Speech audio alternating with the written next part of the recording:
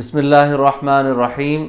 آج شہد کے حوالے سے ایک اہم ٹاپک پہ گفتگو کرنی تھی۔ جیسا کہ ہماری کوشش ہوتی ہے کہ شہد سے ریلیٹڈ جو معلوماتی باتیں ہیں وہ آپ تک پہنچائی جا سکیں،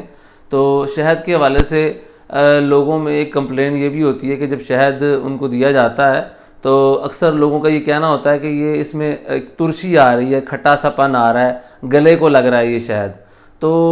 اس سے وہ یہ سمجھنے کی کوشش کر رہے ہوتے ہیں یا ان کے ذہن میں یہ خدشات آ رہے ہوتے ہیں کہ شاید شہد میں ملاوٹ ہے، جس ملاوٹ کی وجہ سے شہد میں یہ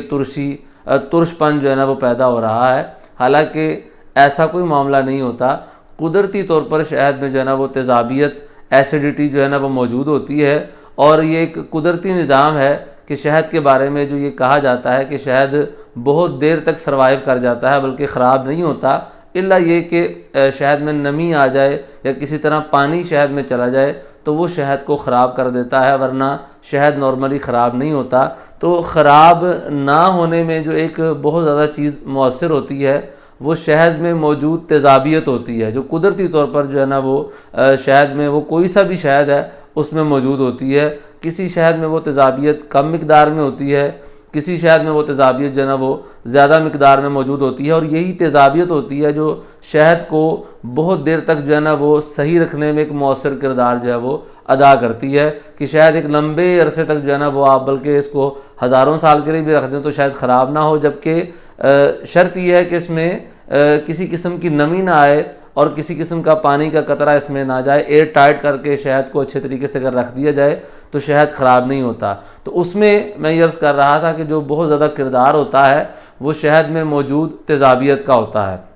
تو شہد میں جو قدرتی طور پر تیزابیت موجود ہوتی ہے، اسی تیزابیت کی وجہ سے جب آپ شہد کو کھاتے ہیں، چکھتے ہیں، تو بعض اوقات گلے میں ہلکا سا ترش پن جو ہے نا وہ محسوس ہوتا ہے، جس میں بعض لوگ یہ سمجھتے ہیں کہ یار یہ شہد ایک نمبر نہیں ہے، اس میں شہد کو ملاوٹ ہے، حالانکہ یہ شہد کا قدرتی معاملہ ہوتا ہے۔ ہاں، بعض شہد میں وہ تیزابیت کی مقدار تھوڑی کم ہوتی ہے کہ شہد کے جو دیگر اجزاء ہوتے ہیں جب وہ اس میں ملتے ہیں تو وہ تیزابیت اتنی محسوس نہیں ہوتی اور وہ گلے کو اتنا زیادہ فیل نہیں ہوتی۔ لیکن بعض شہد وہ ہوتے ہیں جن میں بیری کا بھی شہد ایسا ہی ہے، اور اس کے علاوہ بھی بعض مختلف موسموں کے شہد ایسے ہیں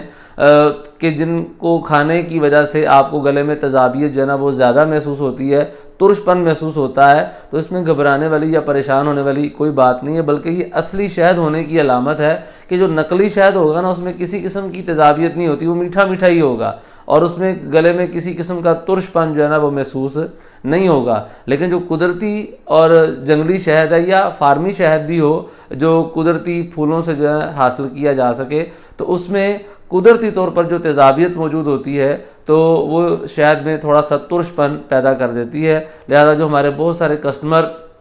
یہ کمپلین کرتے ہیں کہ جب آپ سے شہد لیتے ہیں تو اس میں بعض اوقات ترش پن موجود ہوتا ہے، تو اس میں پریشانی والی کوئی بات نہیں ہے، بلکہ یہ اس شہد کے اصل ہونے کی علامت ہے کہ اس میں جو ہے نا وہ ترش پن، تیزابیت کچھ مقدار میں موجود ہے، اور یہی تیزابیت ہوتی ہے جو شہد کو محفوظ رکھنے کے لیے ایک مؤثر کردار ادا کرتی ہے۔ الحمدللہ ہمارے پاس مختلف قسم کے بہترین شہد جو ہے نا وہ موجود ہیں، جن میں پھلائی کا شہد ہے، جن میں تل کا شہد ہے ہمارے پاس، بیری کا، چھوٹی کا، بڑی مکھی کا شہد ہے، فارمی شہد ہے، اور اسی طرح بیری کے جنگلی شہد چھوٹی مکھی کے یہ بھی موجود ہیں۔ تو بہت سارے قسم کے ہمارے پاس الحمدللہ شہد اویلیبل ہیں۔ تو خالص شہد حاصل کرنے کے لیے ضرور رابطہ فرمائیں۔ جزاک اللہ خیرہ۔ السلام علیکم ورحمۃ اللہ وبرکاتہ۔